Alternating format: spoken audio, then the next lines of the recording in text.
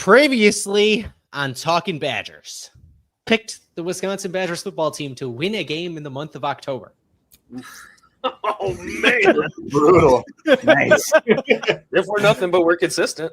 According to all of us, to lose and to end October on a 4-game losing streak, exit the month, then enter the month at 3-1 and leave the month at 3-5.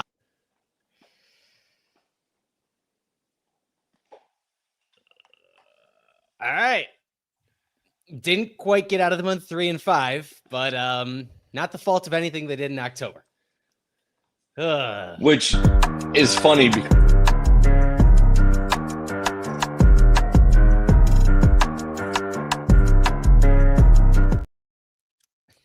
we dropped my bad. In the middle of My the bad. night. My bad, brother. You didn't know what I was doing. We're rocking me. We're rocking Coop. The dynamic. We're after dark. Yeah. The people have been dying for. I told you before the show I had 2 notes today. I love that you played that clip. First note, the Brewers beat the Badgers 26-17 in October.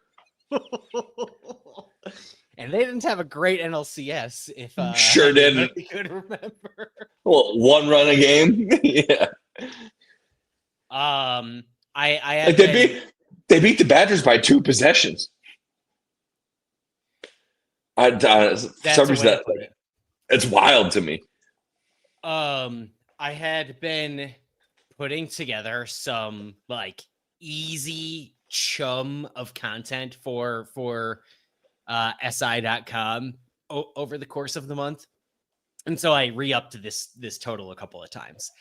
October scoring totals for various Wisconsin Badgers teams. Football scored 17 points. Going into Sunday, the volleyball program had won 16 sets. They have now surpassed the football program because they played Sunday. Yes. So they won 19 sets. You can only win 3 in a match. 3. I was just, yeah. To football's 17 points. The men's hockey team, which is, let me make sure. Okay, we're just over 2 minutes into the second period. So they're still rocking with 22 goals scored in October to football's 17 points. The women's hockey team, Coop, do you want to take a guess how many goals the women's hockey team has scored in the month of October? I will let you know that they played 8 games so far in October. 41. Not quite that, but 34. I was like, I haven't been paying attention, but maybe they scored like 12 goals on somebody. Well, right, and that's the thing. They did play a top 5 matchup for one of the weekends in there. Where they only managed a 4-3 and a 4-0 win. Oh, what's up? Oh, it's DeBrickashaw. DeBrickashaw out here. What's up, buddy? They only managed 8 goals against the 4th ranked team in the country. So only that many. So a little bit of a step back series for the women's hockey program, which doubled up the football program in scoring. And that's wild. It's a lot harder to score 17 points in hockey than it is in like, I get it. They played twice as many games, but there's just like structurally, there's no reason you should be scoring twice as many points, even with twice as many games. Hard-hitting question. This is where we're at, though. What's up? Do you think that says more about the state of the Wisconsin women's hockey program or the Wisconsin Badgers football program? I'm gonna go with the women's hockey program. We're a machine, dude. I don't pay I'm not like you. You're diehard. I'll casually pay attention, especially when it's like closer to like playoff tournament time. Mm-hmm. But the women's hockey program is something I can depend on every year, like football used to be. That is true. There was a lull for a hot minute there where they went between the years 2011 and 2019 without winning a national title. But they have been, is that right? Or is it 20? I think that's right. And then they've been just an absolute wagon ever since. Titles in 19, no tournament in 2020, 2021, 2023, and 2025. That's like the Patriots, dude. You have a couple down years and then you're right back. They right, like it's a fascinating that's a fascinating parallel in the sense where the Patriots basically got two different stints at a dynasty, and Wisconsin Badgers women's hockey is doing a very similar thing in their sport as well. Yeah, it's a wagon. They welcome the men's team. We've turned my year over year effort to turn Ryan into a hockey fan has Ryan Eilers could not join us on the program because he is at this hockey game between Wisconsin and Minnesota inside the Kohl Center tonight. I loved it, dude. Love to see it.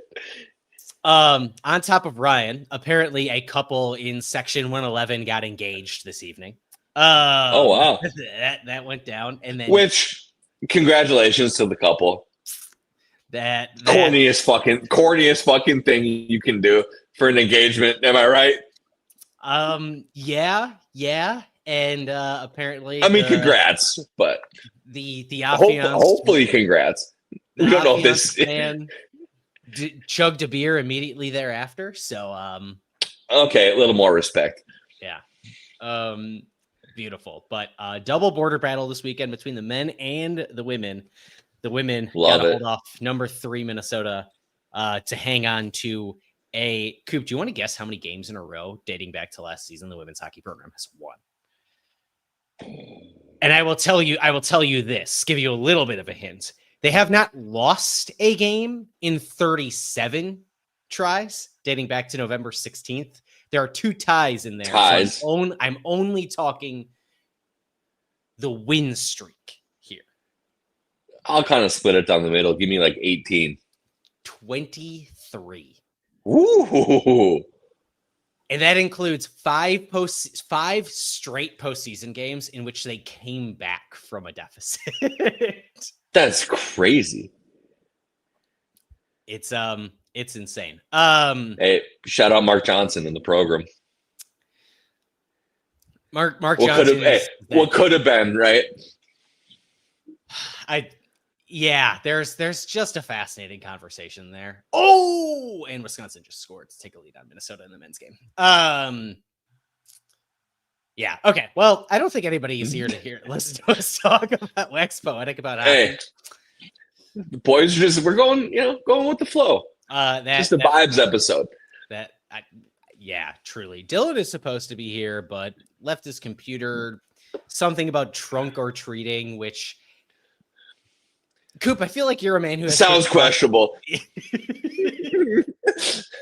Ooh, a double redirect. Simon Tassie. Coop's drinking the Bud Light. I'm rocking with the Aldi boxed white wine from our friends at Winking Owl. I love it, dude. Coop, I feel like you're a man who has big thoughts about this trunk or treating trend. Are you aware of what this is? No. Okay. I'm too old, I think. Okay. So I only know this from like being around like nieces, nephews, things of the sort. So there's obviously the trick or treat thing where you go around. Right. Big trick or treat guy. You flip. Hey, you see that porch light on? Yo, I'm about to get a bag, dog. Look at me. I'm a Spider-Man, bitch. Oh. That hockey game just got tied. I didn't like that. Yeah. 2-on-1 rush going the other way. Immediately tied up. Fuck. All right, we ripped off the explicit tag. We're good. Okay, the trunk or treat thing. Like you take a bunch of. I guess it's like a safer way of trick or treating for like younger kids, presumably. But like you just take a bunch of cars and you park them in a parking lot, like tailgate style, and the kids just walk between car to car and collect candy. They're not putting in the work. They're not pounding the pavement. I'm gonna say yes. That's part of trick or treating, bro. I'm putting 4.5 miles on these Shaquille O'Neal ones that my mom got me for my birthday. All right, like we're putting work in to get this candy, and then I'm getting home and I'm separating it, and divvying it up. You know, that's it's a reward. You know, that was a fucking workout as a little tyke. But so now they're doing it in parking lots. If that's not the creepiest thing, like, hey, what happened to the don't take candy from a man in a van? Yeah, that's we've come all the way back around to it. That's the safer thing. Let's get all these kids in one parking lot, and let's let the whole community know a bunch of children will be at this one spot on this day at this time. It's not for me. I mean, I'm old school. Like you said, you got to pound pavement if you want some candy. You got to earn that shit. Like, I want the light jog between houses so you can maximize your spread. Yes. Get the route planned year over year. You know which houses got the good stuff. And two, like, okay, you do this trunk or treat thing. The older folks ain't going to the trunk or treat. But there are some older folks, if you had the right route, you're getting full size candy bars. You're getting multiple candy bars. You're talking old folks handing out candy? Correct. Okay. Yeah, correct. Like, there was a couple in my neighborhood, dude. You knew what house to go to. They weren't, I mean, there wasn't a bunch of trick-or-treaters where I grew up, but yeah, there's like 3 or 4 houses every year. It's like, yeah, these are the first 4 houses we're going to. Because if not, I'm about to catch a case, dog. They got the full-size Twix.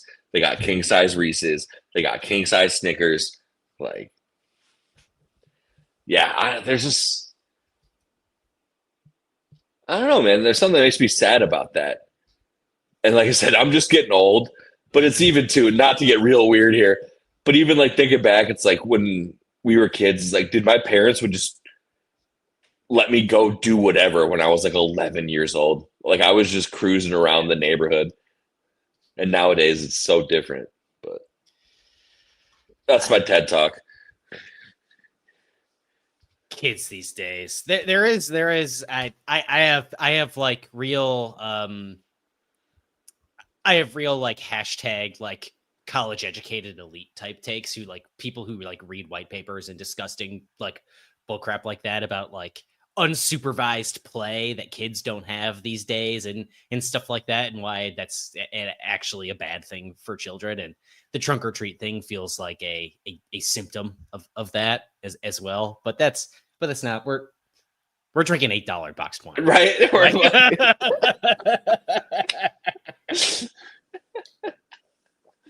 I'm watching the Dolphins on a Thursday night, hammering Bud unleaded's talking to you. Yeah.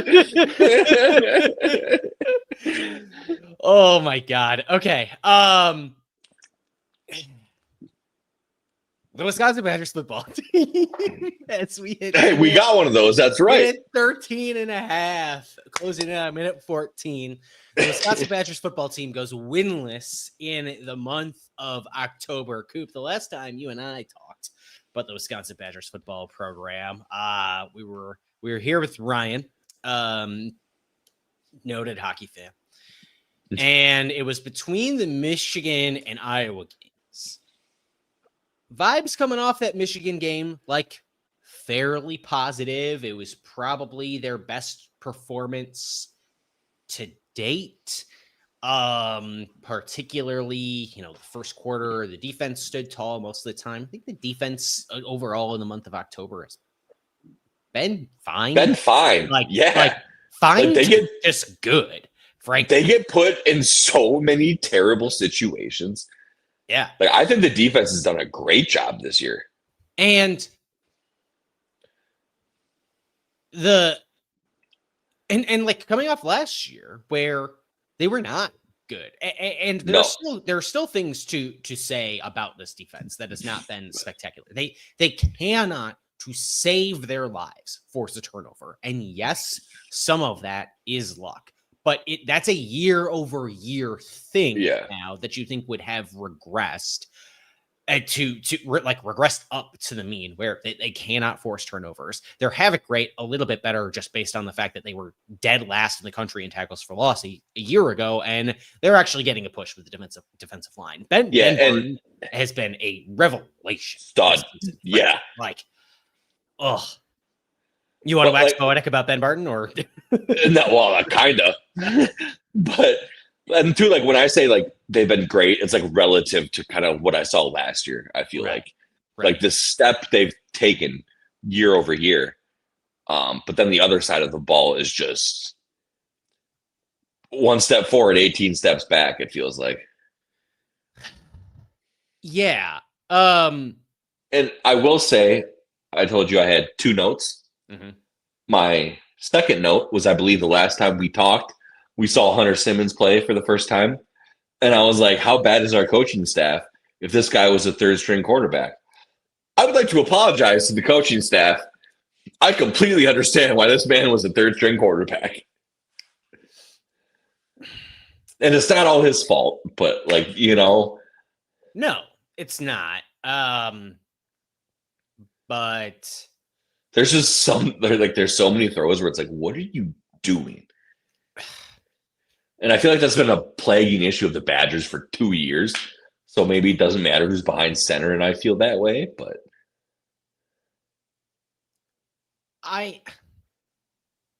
the Hunter Simmons thing is just like, it's even less of a Hunter Simmons thing at this point than it is like a Danny O'Neal thing now. Which is let me close the page on what I'm doing here before we get into all that, because that's like wild speculation, and I gotta drink more of this wine before I'm willing to do it.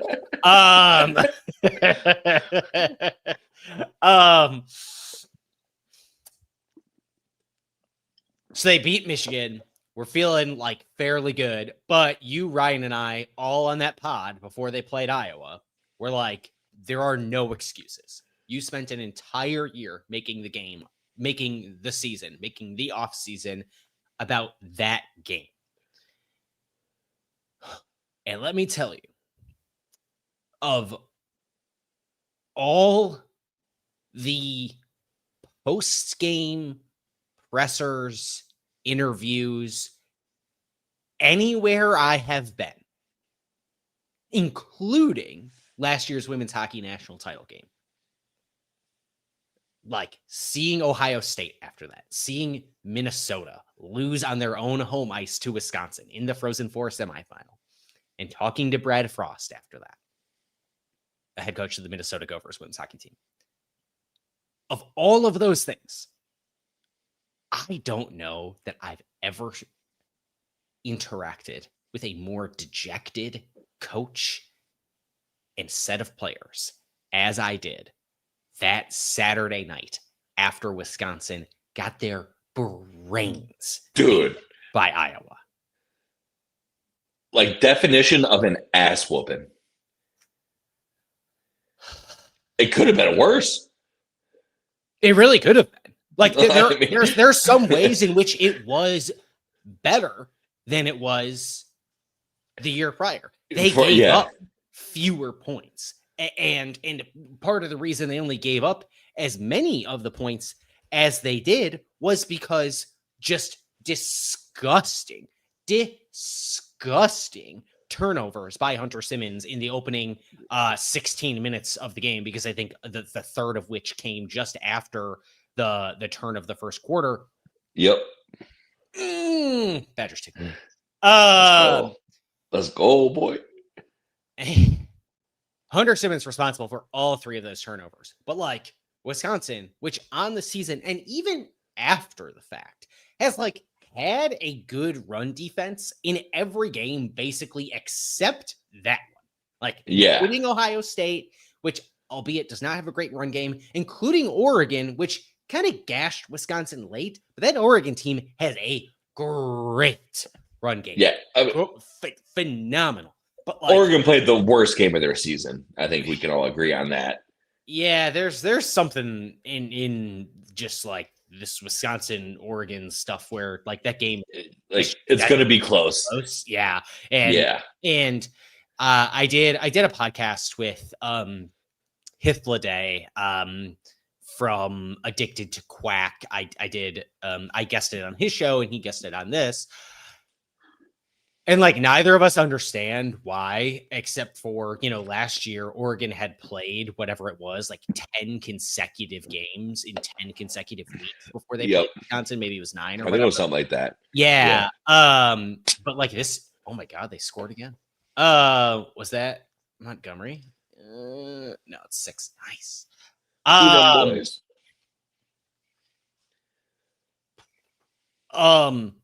Like for whatever reason, they just are going to be close, and it doesn't make sense. But this Iowa game, like back to this game, complete butt whooping.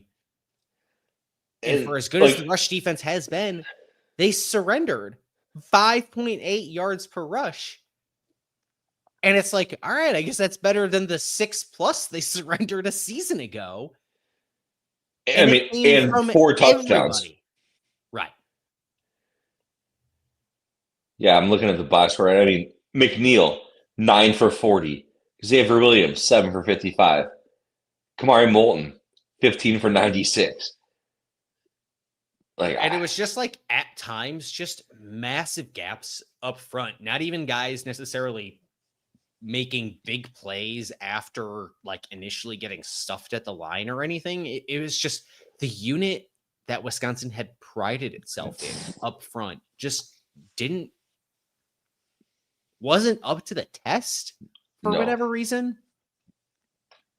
And it's like seemingly inexplicable because on both sides of the ball, frankly, in the 2 weeks that have followed, I thought Wisconsin's looked better up front.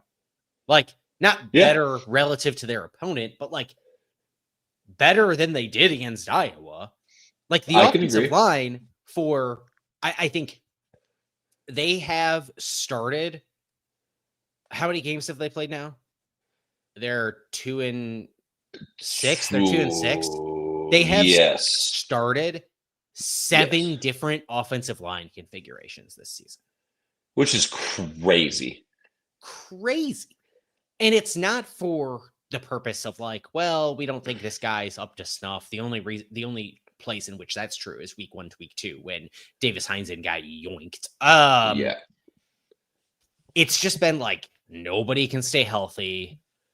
They don't know what to do at right guard when guys are so young. I am almost surprised that they haven't tried anybody else at right tackle or flipped Malman back from left. Yeah. Because that's that Kevin Haywood injury in camp has been a rippling effect all season. Yeah. Because they basically had no room for a major injury on the offensive line. Right. And then your starting left tackle, who, I mean, we haven't really seen play, but projected to probably be one of your best linemen, if not your best, blows his knee out. Right. Not great.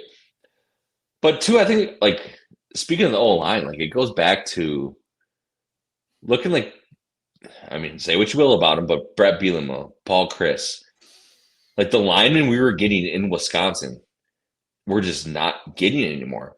And I've seen people on Twitter being like, Luke Fickell, third-string quarterback, makeshift O-line. Well, whose fault is it that he has a makeshift O-line? It's the program's fault. Like, not just him, but it's the entire program's fault. Like, you need to recruit better on the offensive line. And I get, like, some injuries have happened, but that's just the feeling I get. And then, like, to go back on the Iowa game, just talking about it with the boys at work, and this is just kind of box score watching, if you will. But, like, okay, so we lost by 37. The leading receiver for the Badgers had one catch for 29 yards. And it was fucking Lance Mason.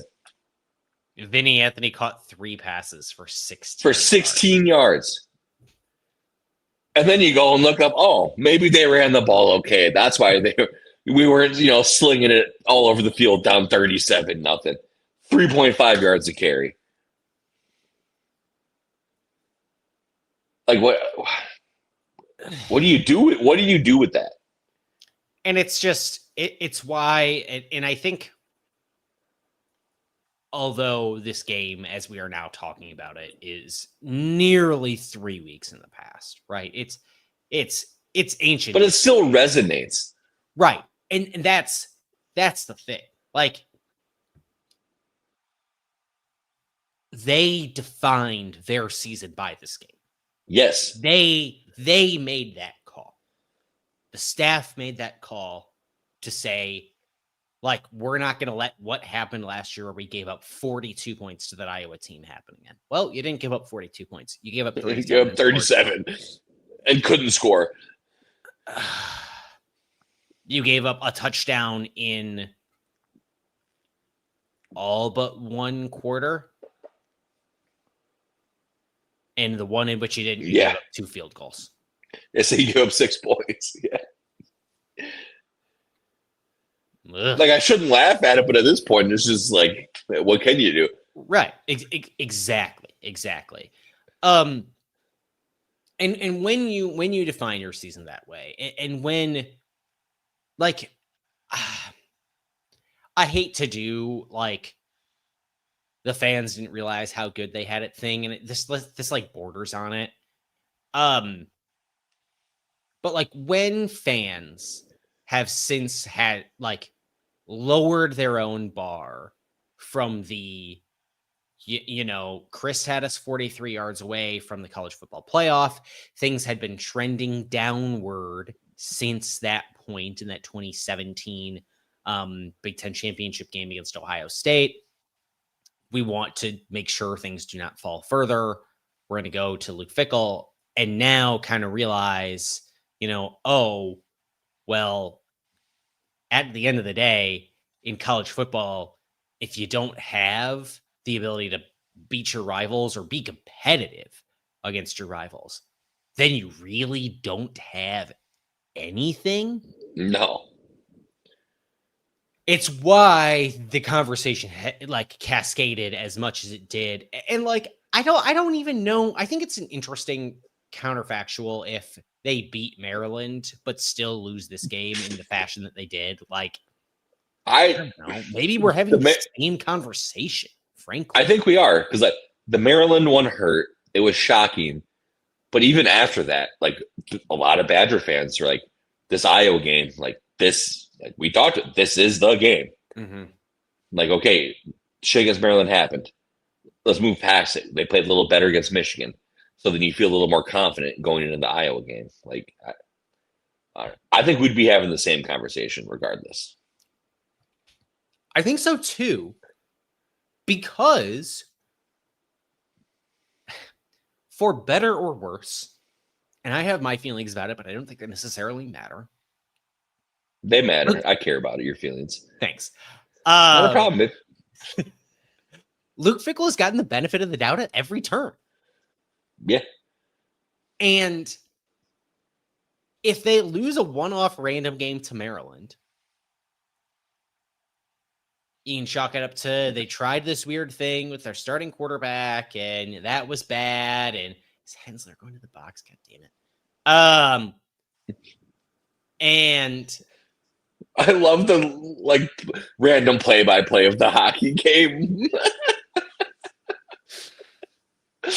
I'm deep in thought and then taken immediately. But like that dude, like, is he going to the box? God damn it! Like, you could have been watching a porno. I don't know.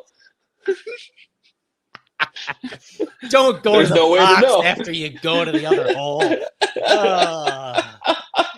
Pause for He tried to 5-hole him and then went to the box.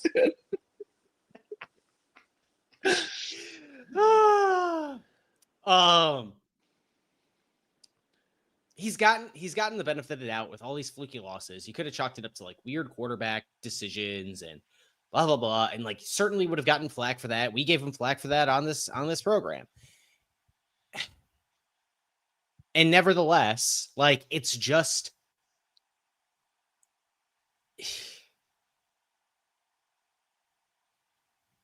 it's just not the same as when you lose this one. It's just not. And like the way I painted it is, a counterfactual of, well, you lose that game and it's weird, but you get competitive in this one. And, the Heat doesn't turn up as much, but if you find a way in that one and like with the game script being, they tried the weird thing with the quarterback and it didn't work. We started Billy Edwards. He probably would have gotten a decent amount of credit for that team finding a way to win in that one. 100%. Yeah. Like, despite it being Maryland, a program that Wisconsin had never lost to ever before. I think he probably would have gotten a decent chunk of credit just because the bar had been set so low. And it would have been he's the guy. That's what the initial overreaction would have been. No, like I said, overreaction would have been.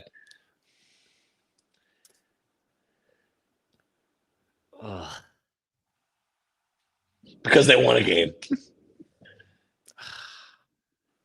Which is sad. I can see that. I can see that from a certain section of like the online reactionary fan base. Yeah. Like the Twitter fucking trolls and shit like that. But yeah.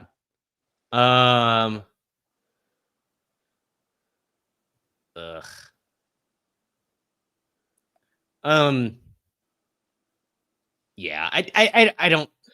Regardless, this was the one. This was the one you couldn't lay an egg in. They could have laid an egg against Michigan. They. Yeah, I would have been like, oh, it's Michigan. No matter how good they are, like,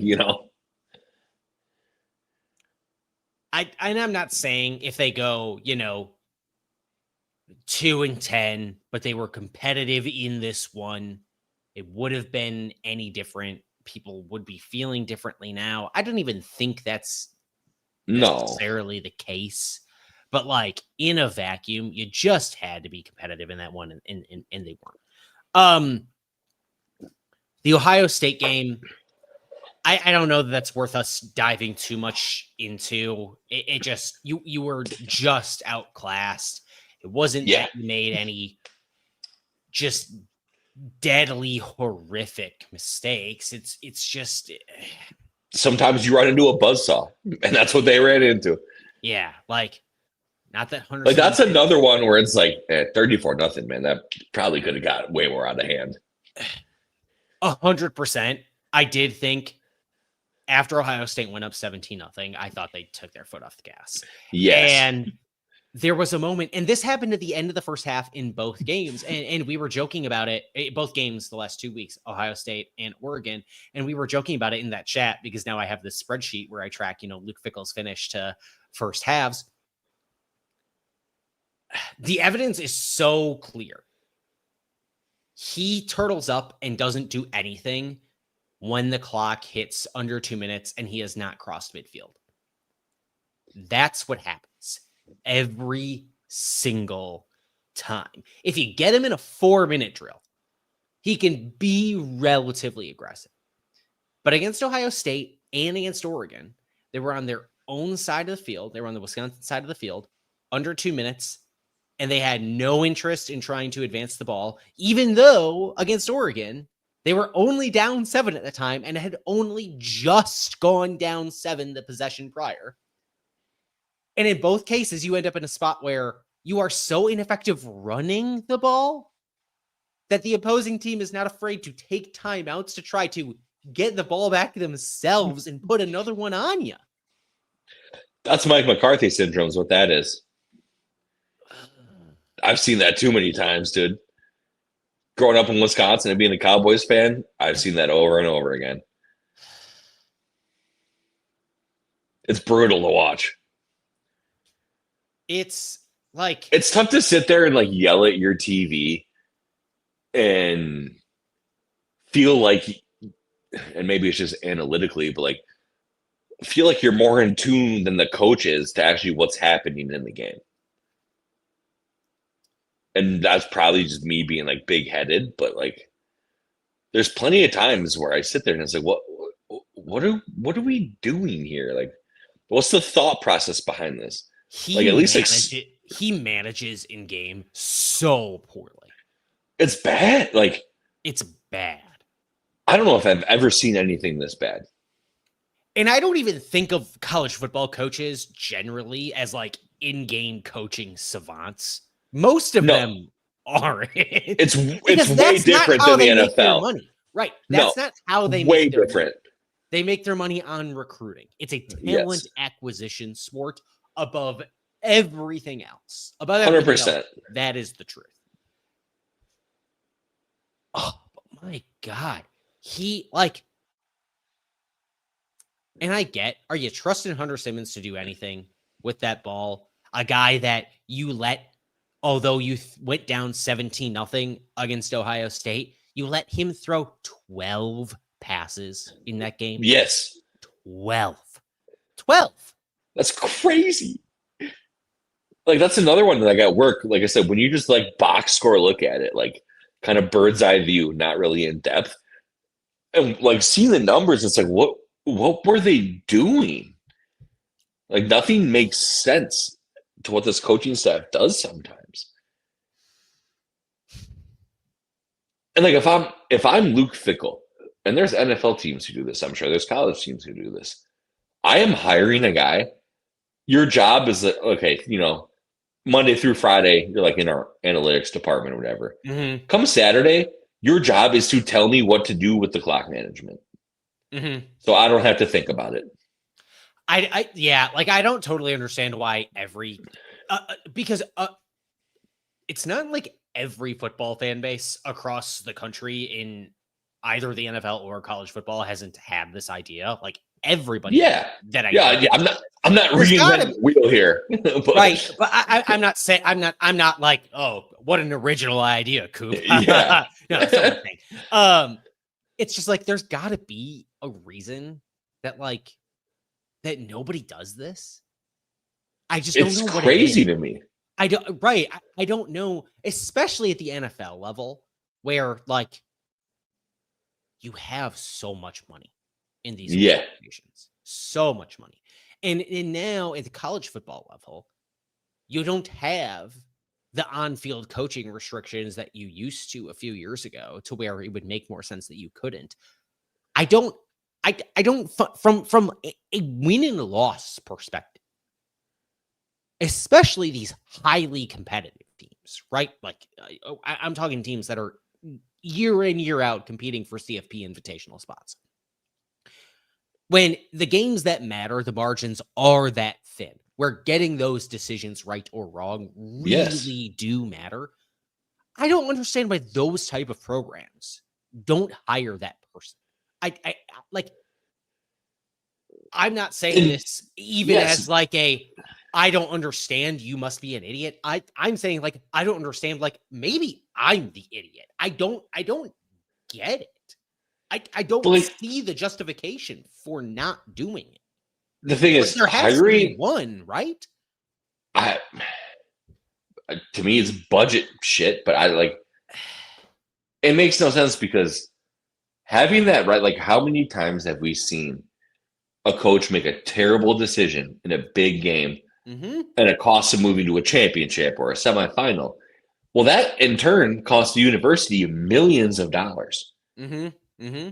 Like, how is this not a priority for people? That's, I think, where I struggle with it. It's like every university, Wisconsin included, like we're dumping all of this money into the athletic program. Maybe not as much as we should. Different topic, different day. But how can you not be more committed to like little things like this? Like the little things like that are what it takes to win, in my opinion. Like you can have a great coach all you want. When it comes down to time to nut up or shut up, if you can't understand clock management, analytics, when to go for it, when to punt, it's like little things like that where it's arguably those can make or break programs. It's arguably why they lost that game at USC 2 years ago. Like, oh yeah, the first half, like smoking them. Right. It's not as if they haven't seen the consequences of this. And in football, it's so easy to have that person actually impact the game. Because in basketball, it's one thing. Just to throw like an alternative example out there, like possession by possession, it's just so fast. There's not a lot of like instant time where you can consult somebody to make a game management position. So much of it is feel and finding the right thing in the right moment and tinkering with things. And in football, you got so much downtime between. You might have 25 minutes in between a drive in real time. 30 minutes. Yeah, depending on which television network your game is on. Yeah, right? Like if you're the big noon kickoff dog, get ready to learn commercials, brother. Like, yeah, you might as well go shit a TV timeout. Speaking of Lamar Jackson, how's that game going? They're smoking the Dolphins, 28-6. Smoked Dolphin, meaty, which is not great because I have A-Chain and Jalen Warren on my fantasy team, which I know no one wants to hear about, but took the words right out of my mouth. As I waxed poetic about the women's hockey, minutes earlier. No, I get it, dog. Okay, we've reached the absurd bullshit portion of the show. I want to show you something. Hang on.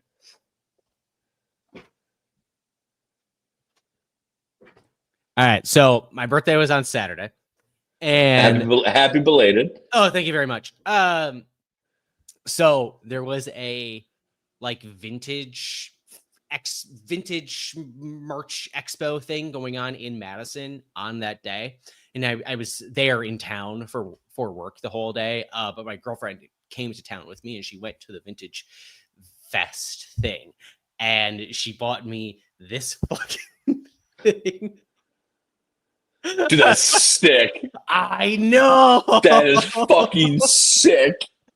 For those listening on the audio platform, it is like a very old Bucky Badger wearing a sweater vest, dude. Yeah. Plush thing with full on whiskers and googly eyes. Yep. It's spectacular. That is incredible. $20. I would have paid $100. It's pretty good. I'm just saying. There was a similar hand puppet to this thing, and she said that she did not want to get it for me because she was afraid of what I would do with it. I would go full blown ventriloquist if I had a hand puppet Bucky Badger, dude. I'd do a whole episode. All you would see is the Badger, dog. That was her exact fear. She said, I was like, oh, I could have the puppet on the podcast. And she's like, that's what I wanted to prevent from happening. Oh, all right. Party pooper, dude. Wow. Yeah. Not allowed to have fun. Well, congratulations. Next year for your birthday, I'm not getting you a puppet either. No, the funniest thing is if you get her a puppet. I'll find a Bevo puppet. There you go. That'll be good. Okay. Speaking of like odd in-game decisions, I do want to touch on not decisions made by Luke Fickell, but decisions made by Dan Lanning in the Oregon game, because I think they are just a testament to the place Wisconsin is in right now. And I think there were certain people who were like up in arms about this. And I really think like they shouldn't be. I think it needed to be a moment where Wisconsin Badger fans needed to like take their own medicine and realize where this is. And apparently I've had enough wine in me to throw my, I don't want to necessarily fans out of fan thing out the window that I mentioned 10 minutes ago. The onside kick to start the game by Dan Lanning. Love it. I love if I'm an Oregon fan, love it. And then the fake punt late in the was it cocky or disrespectful? There's a difference. Here's the thing. is the idea of disrespectful makes it that framing puts the negative on Oregon, which it should. Yeah, no, What and it I don't tells think it me- was disrespectful. what it I don't think tells it me- was. Right, but like what it like by the strictest definition, yes, because what it tells me is that Oregon team does not respect Wisconsin's ability to put points on the board. It does not believe that Wisconsin can hurt them for making a poor decision there. And that's Wisconsin's fault. Right. 100%. And I also think there's something to the Oregon is a little, and it's hard to tease this out because Oregon just, the way Dan Lanning manages games, sometimes he just does weird things. So it's hard to tease out if it's, go ahead. He's like a football coach on coke, dude. I fucking love it. Like him and Dan Campbell, like you just never fucking know what these guys are gonna do. And like watching his like pressers or interviews, Lanning. Yeah, Lanning. Like, man, this dude is wired. Yeah, he is. And he manages games a little weird, right? So it's hard to tease out if it's just like Dan Lanning managing it weird, or if they saw something. Or if they saw something on the special teams looks that Wisconsin was giving them. Yeah. I gotta think the onside kick has to be one of it. And I'm not. I have found it interesting that nobody on the interwebs has like dissected that and been like, this has got to be what they saw. Like I went back and looked, and I haven't necessarily seen what I think they saw, but it's hard for me to just say this is just Dan Lanning being Dan Lanning, given the thing we saw last season in the season opener against Western Michigan, where Western Michigan knew Wisconsin had this like bad miscue on their field goal block unit. And so they ran a fake and ran it in for a touchdown against Wisconsin and made that game much closer than it needed to be. So like the double move there with two different risky special teams plays has me questioning, like, do they continue to see predictable looks that Wisconsin keeps giving teams, where teams are actively looking to take advantage of that every week, and Oregon's just the one that doesn't give a damn enough to like keep the play in the book? Well, one, Dan Lanning, you said, he's kind of maybe weird as a coach or the way he approaches things. Mm-hmm. I think it's only weird if you're losing. It's quirky if you're winning. So he's quirky. Mm-hmm. There's a difference. Mm-hmm.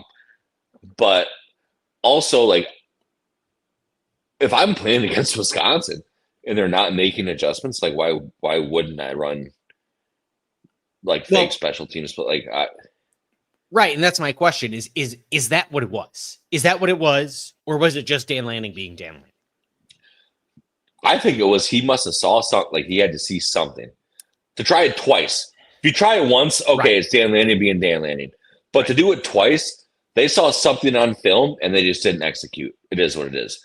So I envision this happening more the rest of the season. And now this is a wild take, I feel like, but yeah, but it's just like, given what we saw in that Western Michigan game, that has stuck in the back of my head for a long time.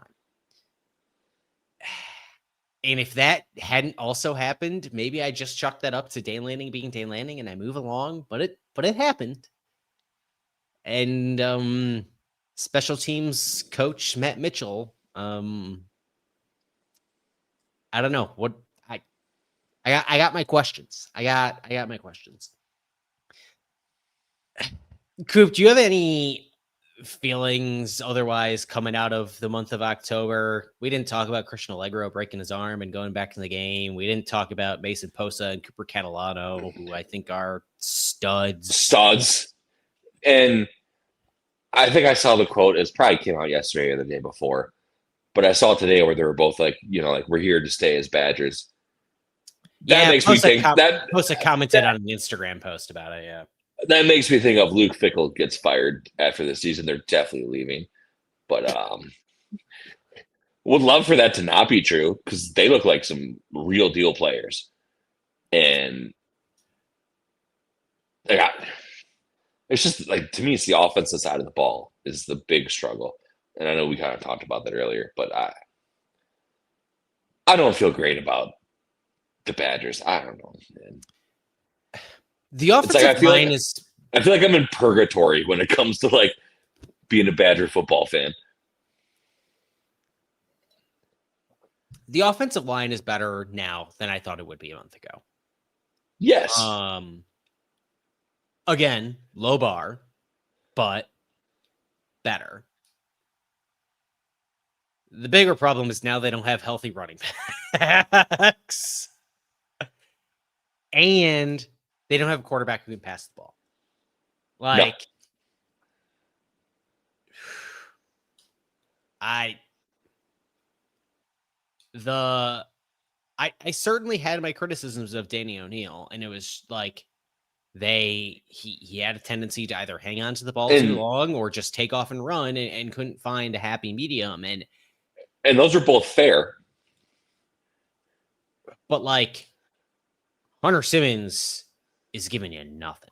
You got to I get making the change to Simmons after watching O'Neil through a few games. Mm-hmm. But at this point, it's like, what is it going to hurt if they go back? It can't get any worse.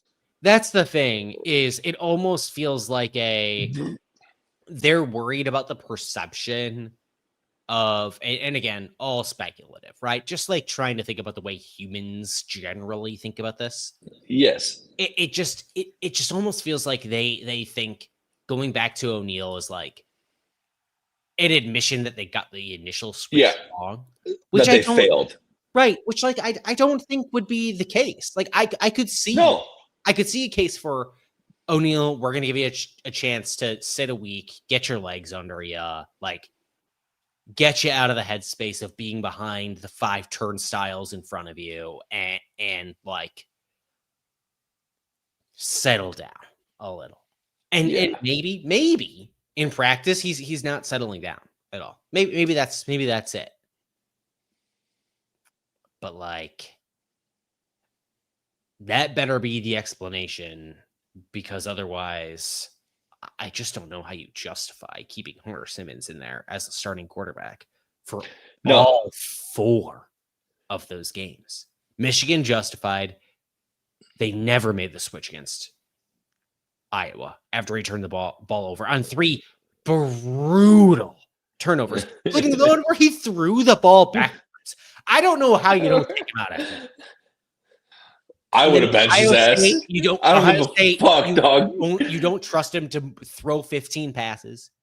Oregon, he just looks terrible in a game where you have a chance to win that game. Yes. And it's not because of what Hunter Simmons was doing. Ugh. Yeah. Not great for the boys.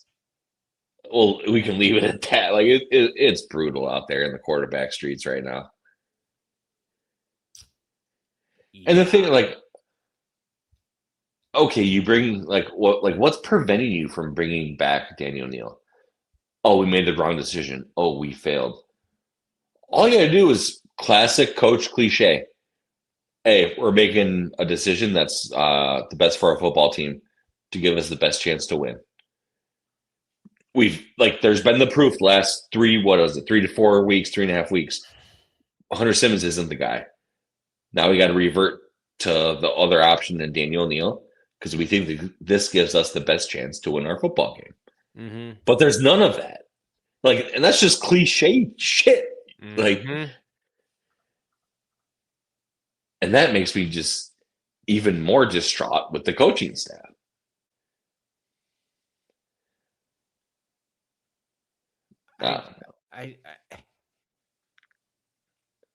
It's baffling.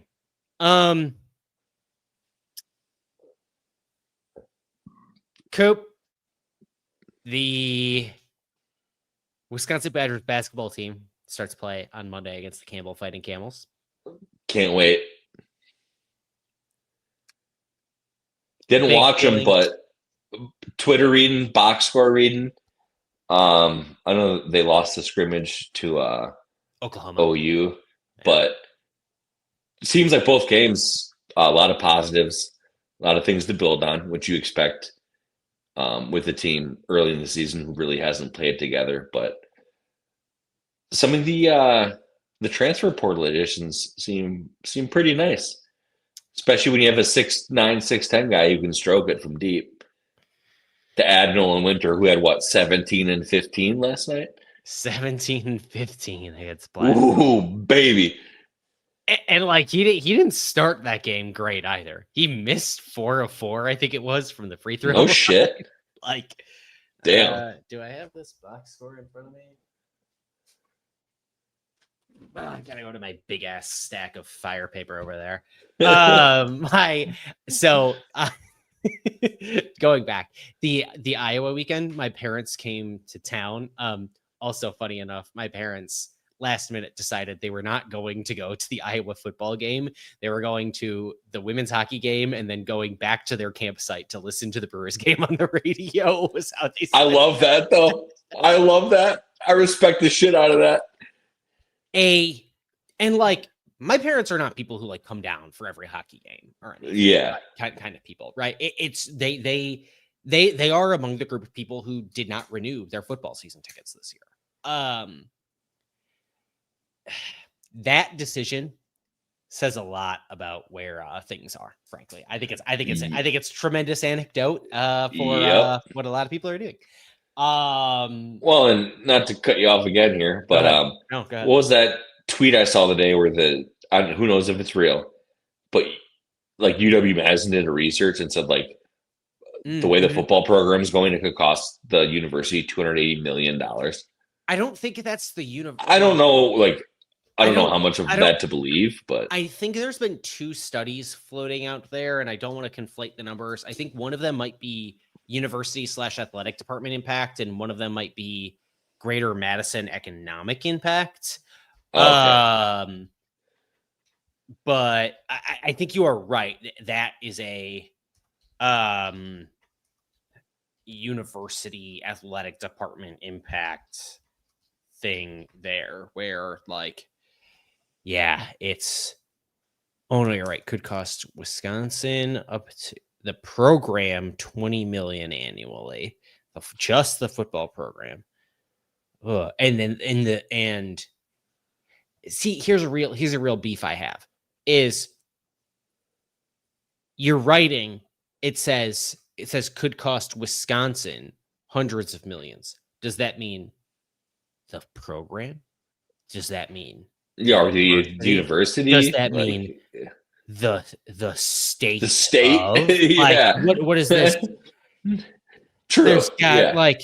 There's gotta be a way of and they quote Dan Katz in this article. This is Fox 6 do better. Jesus Christ. Left hand on the Bible. I just saw the headline. I was like, oh fuck.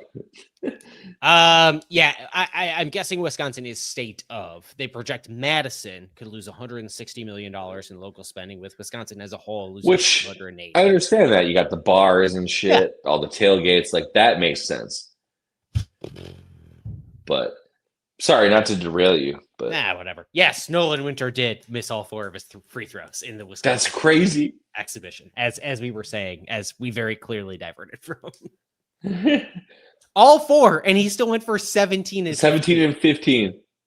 He got to the 15. I was like sitting there in the closing minutes of that game in the press box being like, he's gonna get to 15 and 15 somehow tonight.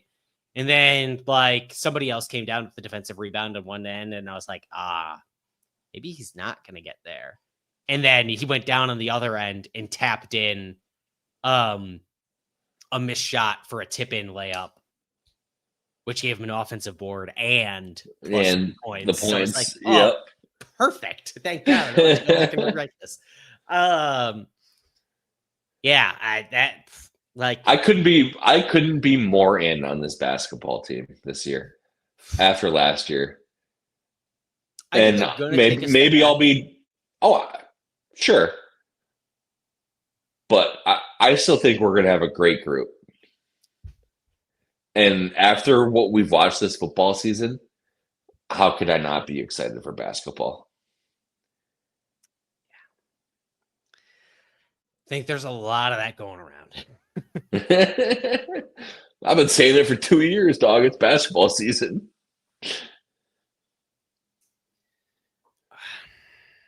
Yeah. Do you have big feelings about them only beating Platteville by 16? No, don't care. Do you have any They'll big work. feelings if I tell you they only beat River Falls last year by 16? That makes me feel even better.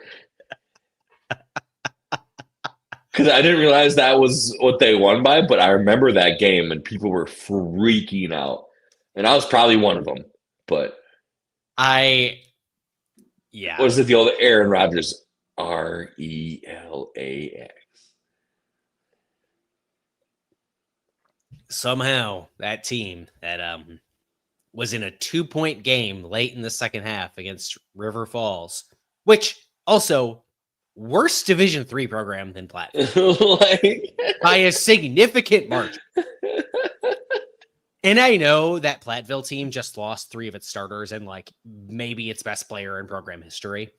Something I'm sure all of our listeners know. I don't know. So yeah, exactly. Wow, you aren't an avid reader of the UW Platteville game notes? Surprisingly not. I do read the Dairy Market News though. Work related, but yeah. I'm fucking dude. You want the price of a pound of butter wholesale? I'm your guy. I would love to know that. How many pounds do I have to buy at wholesale butter? Like 40,000. Oh, that is, I don't know that I need that. At about $2.70 a pound. No shit. Oh yeah, butter market's crazy. But now we're getting way off the rails, dude. You got to be talking the CME, the butter market. Oh, yeah. Okay, let's get out of here. Coop, do you have any final thoughts? We got to get out of here because my glass of wine is empty. Oh, God. Any final thoughts as Wisconsin up 4-2 on the Minnesota Golden Gophers, roughly midway through the third period tonight? Go Badgers. Play that hockey. You don't have word facts, geography, otherwise? Oh, well, I got other things. I mean, okay, let's let it rock. No, word of the day is Stankonia. Outkast is releasing the 25th anniversary edition of their incredibly successful and masterful album, Stankonia, tonight at 11 p.m. Central. So please check that out. Ooh, good thing we're getting out of here on time. And then the only other thing is, I think you said it off air. I'm rocking the mustache now. Mm-hmm. I'm just going to put it out into the ether. This was not by choice. So my beard was getting a little scraggly, you know. I get home from work one day. I was like, I'm going to trim my fucking beard. So I trim my mustache first. Inshallah, dog. Like, trim my mustache first. It's Muslim shit, you know. Where? Oh, okay. Not a problem. Well, you had the look on your face. Just trying to figure out where the fuck this is going. But anyhow, so I trim my mustache, whatever, and I'm trimming my beard, and I get right about here, and the fucking trimmer dies. So I'm like, okay, you know, whatever. Here is halfway through one side of Coop's face, 3/4 through one side of Coop's face. Yes. I was like, all right, you know, whatever. I hadn't charged in a while. Probably needs to be charged. Plug it into the old charger. I go out, cook dinner, have a couple beers, you know, watch some TV, do what I do. Go back in, ready to shower for the I was night. say, please tell me this is a drunk shaving story. No, not really. I only had a few, like 6 or 7. But this was post shaver dying. Right. So I go back in. I was like, man, I need a shower. Like my balls stink. I need to wash my shit. And so I go to turn my razor back on. Doesn't fucking turn on. What the fuck? And so I plug it back into the charger, and there's like a little red light on it, like that lets you know it's charging. Mhm. The red light doesn't turn on. I was like, well, this ain't fucking good. And I have an old charger, same brand, from the previous like beard trimmer I had. I was like, well, I'll try that one. Plug it in, fucking charger doesn't work. I was like, you got to be shitting me. So I'm sitting there with about this much of my face trimmed down to like a 3. And the rest of this all fucking like looking like I'm homeless, looking like I'm fucking haggard, dude. It looks in the like second Harry you Potter. slept on your side, and you have a friend go and prank you by shaving the one exposed half. Yes, that's exactly what it was. And so at that point, I was like, well, I've had a couple beverages. I can't drive to the store. This was like on a I Wednesday. can't drive to the store, but I can put an electric knife on my face. You're goddamn right. Okay, there was a guard on it. There was a guard. I'm responsible. I'm safe. I had safety glasses on. You know, the whole 9. But so I was like, fuck. I was like, well, I can't go to work like this. Like, I mean, I could probably play it off with my personality. But I was like, and in my mind, I was like, in my frontal lobe, I was like, I can't go to work like this. So decisions had to be made, and I pulled out the old straight razor, if you will, the old school manual razor, and we had to go mustache. That is how I shave. Yeah, I don't leave the mustache, but that is my preferred shave method. But personally. So that's how I got to a mustache. And honestly, I mean, the double chin's insane right now. But I've been eating a lot of salad, so hopefully that cuts down. But a lot of salad. A lot of salads. I've had 3 this week. All right.